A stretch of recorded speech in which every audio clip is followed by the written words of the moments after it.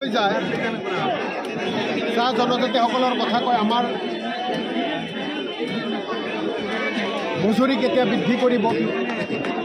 ছয় জনগোষ্ঠীৰ মানুহে কয় জনজাতিকৰণ কেতিয়া কৰিব উজনি অসমৰ মানুহে যেতিয়া কয় যে আমাৰ ৰাস্তা ঘাট কেতিয়া ভাল কৰিব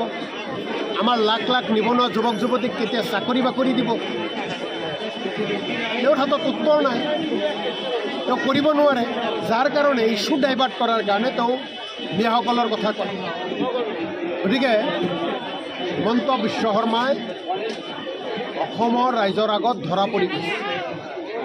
হিমন্ত বিশ্ব শৰ্মাই বিপদৰ আগজাননী পাইছে যে তেওঁ বিদায় ল'ব লাগে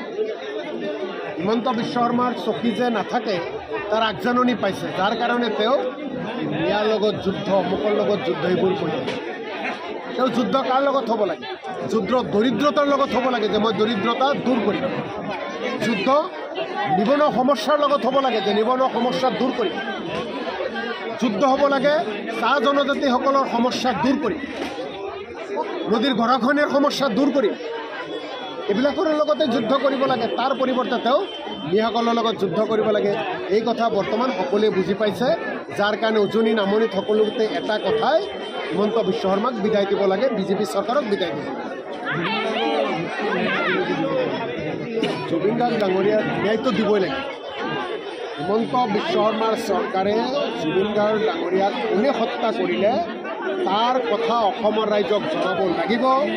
জুবিন গাৰ্গ ডাঙৰীয়াৰ প্ৰসংগত অসমৰ ৰাইজে ন্যায় পাব লাগিব জুবিন গাৰ্গ ডাঙৰীয়াই ন্যায় পাব লাগিব এই ন্যায় দিবলৈ হিমন্ত বিশ্ব শৰ্মাৰ চৰকাৰ এতিয়ালৈকে সক্ষম হোৱা নাই অসমৰ ৰাইজে হিমন্ত বিশ্ব শৰ্মাৰ চৰকাৰখনক বিশ্বাসত লোৱা নাই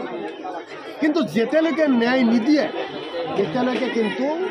অসমৰ ৰাইজে যুদ্ধ কৰি যাব আৰু এই যুদ্ধ দিনে দিনে বৃদ্ধি পাব যুদ্ধৰ শক্তি বৃদ্ধি পাব আৰু আমি একেবাৰে স্পষ্টভাৱে কৈছোঁ ভাৰতীয় জাতীয় কংগ্ৰেছ দল অসমৰ ৰাইজৰ লগত আছে যেতিয়ালৈকে জুবিন গাৰ্গ ডাঙৰীয়াৰ হত্যাকাৰীসকলক দৃষ্টান্তমূলক শাস্তি নিদিয়ে ইয়াৰ লগত কোন কোন জড়িত চিনাক্ত নকৰে তেতিয়ালৈকে অসমৰ ৰাইজৰ লগত কংগ্ৰেছ দল আছে আমি জুবিন গাৰ্গ ডাঙৰীয়াৰ ন্যায় বিচাৰি আমি যুদ্ধ কৰিম আৰু যুদ্ধ অব্যাহত থাকিম জুবিন ক্ষেত্ৰৰ ওচৰত সোণাপুৰৰ প্ৰায় 36 বিঘা মাটি অশোক সিংগালে দখল কৰি আছে এই সম্পৰ্কে কি কথা কৈছিল মই যদি মাটিখিনি এৰি দিবলগীয়া হয় উত্তৰ গুৱাহাটীত মোক ভূমি দিব লাগিব অশোক সিংগাল ডাঙৰীয়া হৈছে বলি অশোক সিংগাল ডাঙৰীয়াৰ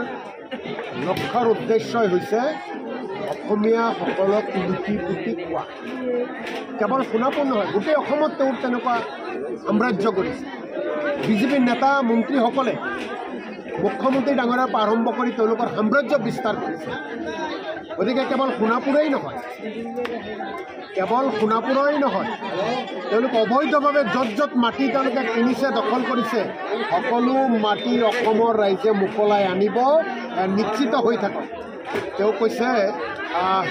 সোণাপুৰৰ মাটি এৰিলে বেলেগক দিব লাগে বিশেষটো দূৰৰ কথা সকলো মাটিতে এৰিব লাগিব অসমৰ ৰাইজৰ টকাৰে ধন সম্পত্তি কৰিছে নহয় সকলো ধন সম্পত্তি অসমৰ ৰাইজে ওলাই আনে